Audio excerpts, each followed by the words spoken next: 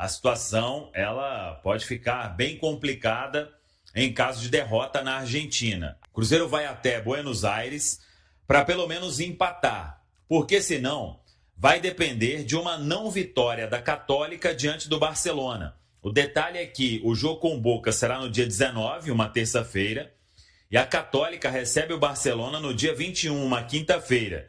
E o cenário é o seguinte: com uma vitória diante do Boca, o Cruzeiro estará classificado antecipadamente para as oitavas de final. Com o empate, o Cruzeiro só depende dele na última rodada diante do Barcelona. Se o Cruzeiro perder para o Boca, o Cruzeiro vai ter que torcer para que a Católica não vença o Barcelona.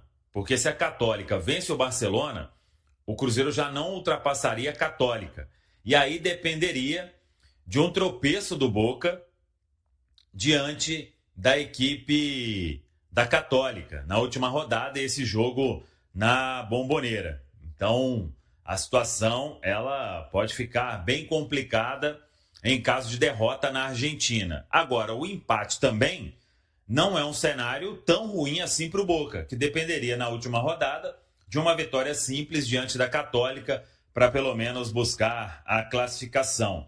Vamos acompanhar. O fato é que todo mundo já está bastante preocupado, principalmente com o que a arbitragem vem fazendo, e até então não temos, até pedimos, mas não tem uma posição pública assim do Cruzeiro sobre a questão de arbitragem na Conmebol. Fato é que o que aconteceu lá em Santiago, obviamente, não agradou ninguém do Cruzeiro, e o próprio Lucas Romero, capitão, falou abertamente sobre isso. Vamos lá, abre aspas para o Otávio. Estou muito feliz pelo meu desempenho individual e de todo o grupo. Esse um ponto é muito importante para nós para cravarmos nossa classificação, ficar mais tranquilos e depender só da gente. Estou realizado, pois é um sonho muito grande estar aqui representando o Cruzeiro. Pegar esses jogos com um grau de dificuldade maior é muito importante para mim, porque eu me preparei para isso. Aí o Otávio cria do Cruzeiro.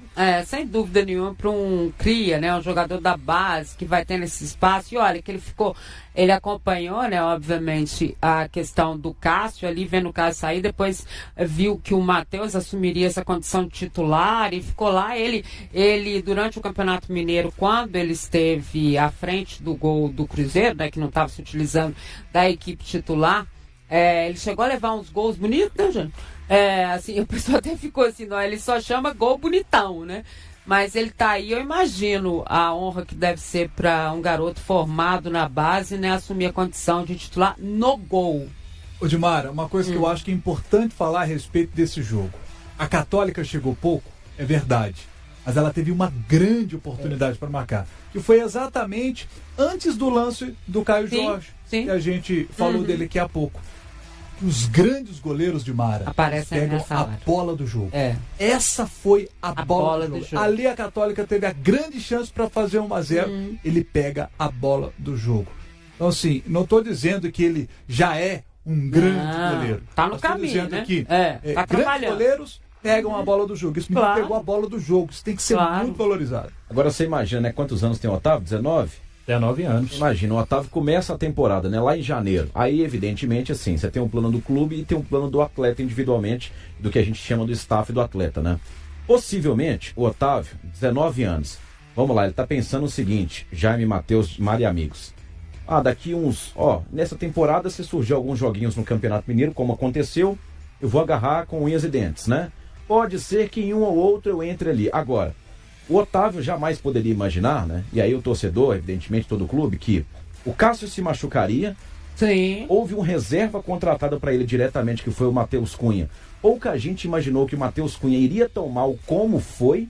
E aí aparece a oportunidade literalmente no colo do Otávio, né? Então de terceiro ele passa a ser primeiro, de primeiro passa a ser protagonista, de protagonista ele tem que defender o Cruzeiro numa Copa Libertadores, num regresso à competição depois de 7 temporadas.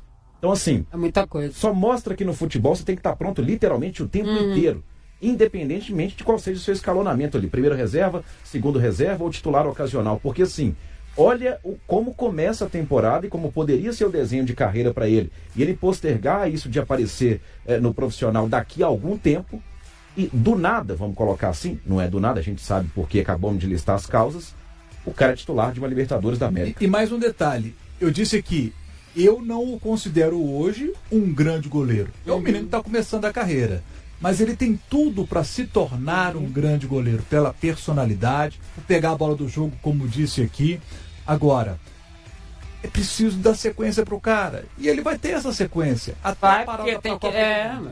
E acho que o Cruzeiro, se ele tiver essa sensibilidade, sabe, de perceber, olha aqui, o menino tá bem. Se ele chega até a parada para a Copa do Mundo bem, pô, dá sequência pro cara, sabe?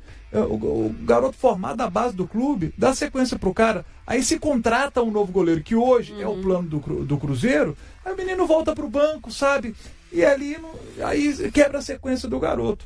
Então, acho assim, você faz todo um trabalho na categoria de base. Não, e esse trabalho já vem há muito tempo. O Otávio foi o destaque do Cruzeiro na Copa São Paulo de 2024. Pra vocês terem uma ideia, né? Ele foi o destaque. Esse ano ele estava se preparando para disputar o Mineiro e foi diferente. Mas ele já tinha, ou seja, é um trabalho que vem de muito tempo. E assim, é uma valorização tão grande para a base, né? Seja em qualquer clube que for, né? Você vê um garoto sair de lá e começar a traçar os seus passos da forma como ele está traçando, né? E ele trabalhou muito para chegar nesse momento. Eu acho que isso o torcedor tem que olhar também. Nem estou falando do Matheus, o goleiro que está na reserva hoje, mas assim, é legal a gente ver, né, um trabalho de base sendo feito com o tempo. É o que eu falo, não dá para você colocar, né, os caras para destruir no momento que não tem, mas existe uma preparação. E acho que ele foi preparado para isso. E aí, quando o Colombo coloca essas situações, né, ninguém pensaria né, que o Cássio ia machucar, porque até então era Cássio e Matheus. Né? Ninguém sabia que ia acontecer tudo isso. É aquilo que eu já falei aqui, meu filho. Todo dia que a sorte me acompanhou, eu estava trabalhando. Não é a sorte, é trabalho. Exatamente. É um trabalho, Dimara, que vem sendo feito com excelência na base do Cruzeiro desde a gestão do Ronaldo Fenômeno. Desde quando o Ronaldo assumiu a SAF do Cruzeiro lá em 2022. E um dos pilares da administração do Ronaldo foi justamente o resgate da base celeste, para dar frutos ao Cruzeiro a longo prazo. Cruzeiro que sempre foi protagonista em relação a formar jogadores e, sobretudo, formar goleiros. A gente pode listar vários goleiros que saíram da Toca da Raposa 1. Gabriel Vasconcelos, Brazão, Rafael, que depois defendeu o Atlético, hoje está no São Paulo. Então, vários goleiros. Fábio. Exatamente. O próprio Fábio, né? A formação do Fábio é na base do Cruzeiro. Aí ele vai pro Vasco, depois ele volta já como profissional, mas a formação dele de base é do Cruzeiro. Inclusive, o Otávio, como você disse, né, foi campeão. Na verdade, foi campeão, não. Ele foi finalista da Copa São Paulo em 2024. Mas foi o destaque do Cruzeiro. Foi destaque do Cruzeiro, perdeu para o Corinthians naquela ocasião. Foi campeão da Copa do Brasil Sub-20 diante do Grêmio também em 2024. Então, ele vem sendo um goleiro trabalhado para ter essas oportunidades no time profissional. E é o que o Colombo disse, né? Às vezes o atleta ele não espera. As oportunidades elas acontecem. Acontecem para quem trabalha. Para o atleta eficiente. E para uma posição de goleiro é muito importante ele ter apoio da torcida, como vem tendo, ter apoio do clube, ter respaldo do Arthur Jorge e tomar assim que ele tenha essa sequência a longo prazo, porque pelo que ele mostrou nas categorias de base, como disse o Jaime Júnior, ainda não é um goleiro totalmente preparado, né? É um goleiro pronto, é um goleiro de pouca idade ainda. E vai ter maturação, mas pelo que ele demonstrou nas categorias de base, tem tudo para crescer a longo prazo. Ele vai ficar pronto à medida que ele for jogando. E tem um detalhe aqui que eu acho que é importante também destacar. Quem é o preparador de goleiros do Cruzeiro? É o Robertinho. Que é um dos melhores preparadores de goleiros do Brasil. Robertinho é muito bom. Abraço pro Robertinho, meu querido. Grande amigo, querido demais. Robertinho é muito bom. Robertinho é muito bom. Nos tempos de repórter, eu ia para os CTs acompanhar os treinamentos, e como sou da posição nas peladas... você ia lá pedir umas... Não, eu gostava de ver. Tá. Eu gostava de ver. Porque é um aprendizado ver o Robertinho ele é muito legal. Treinando os goleiros. Ele é muito legal. Porque treino de goleiro é sempre muito pesado. E o Robertinho sempre muito criativo, porque ele sempre tava chegando com uma coisa diferente no treino, da bola tocar em algum obstáculo para poder ir no gol. Primeiro vez que eu vi isso no Brasil foi com o Robertinho, sabe? Ele é. Treinamentos dele são fantásticos. Quer ver um detalhe de bastidores? Uma vez eu cheguei pro Robertinho e falei assim, Robertinho, vem cá, eu não sei se você concorda, tá? Opinião minha aqui, a gente bateu um papo. Estávamos apenas os dois ali. Eu falei assim, cara, o Fábio, pra mim, tem um grave defeito na bola parada. Todo mundo, na época, muita gente fala, verdade. Ele toma muito gol de falta, e ele tomava os gols do Rogério Ceni, né? Eu falei assim, e hoje eu vi você trabalhar especificamente cobrança de falta com o Fábio. Eu falei assim, ô Jaime, nós temos treinado muito bola parada de cobrança de falta. E você vai ver que o Fábio vai se tornar um dos melhores do Brasil também nisso, porque ele já é muito bom no 1 contra 1, ele é muito bom debaixo das traves, mas de fato esse é um ponto que ele precisa evoluir. Ele tem a humildade de reconhecer isso, e eu tô trabalhando isso com o Fábio. Você vai ver, cara, o Fábio vai ser muito bom nisso também. E assim, você vê o Fábio tomar muito gol de falta igual hoje ele tomava?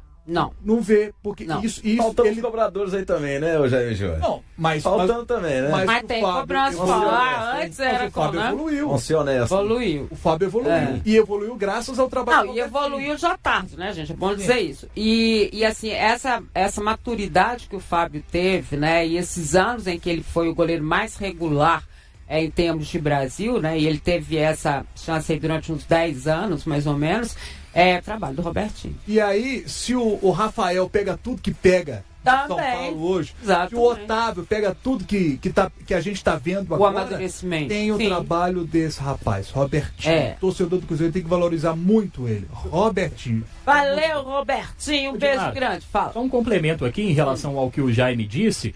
A virada de chave do Fábio no Cruzeiro é justamente quando o Robertinho chega. Isso em 2008, 2009. Existe um Fábio pré-Robertinho e existe um Fábio pós-Robertinho de fato. O Cruzeiro desperdiçou a oportunidade de assumir a ponta do Grupo D da Libertadores. Na madrugada desta quarta para quinta-feira, a equipe celeste ficou no empate sem gols com a Universidade Católica na Claro Arena, em Santiago, pela quarta rodada da competição. Mesmo sem a vitória, o cenário ainda é favorável para a Raposa garantir vaga nas oitavas de final. Com o resultado, Cruzeiro e Universidade Católica chegaram aos 7 pontos, deixando o Boca Juniors na terceira colocação com 6.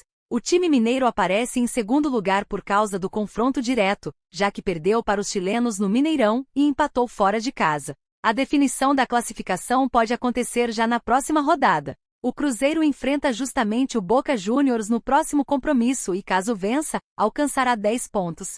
Dessa forma, os argentinos não conseguiriam mais igualar a pontuação na rodada final. Além disso, o Barcelona, que pode somar no máximo 9 pontos, também ficaria sem chances de ultrapassar os mineiros. Se empatar com o Boca, a Raposa chegará à última rodada dependendo apenas de uma vitória simples para avançar ao mata-mata. Com um empate diante dos argentinos e um triunfo sobre o Barcelona, o Cruzeiro iria a 11 pontos, tornando impossível ser alcançado por Boca Juniors e Barcelona. Apenas a Universidade Católica ainda poderia terminar à frente da equipe celeste. Caso conquiste vitórias nos 2 jogos restantes, o Cruzeiro poderá até encerrar a fase de grupos na liderança com 13 pontos. Para isso, precisará torcer por um tropeço da Universidade Católica diante do Barcelona, em Santiago, ou contra o Boca Juniors em La Bombonera. Nesse cenário, os chilenos chegariam, no máximo, aos 11 pontos.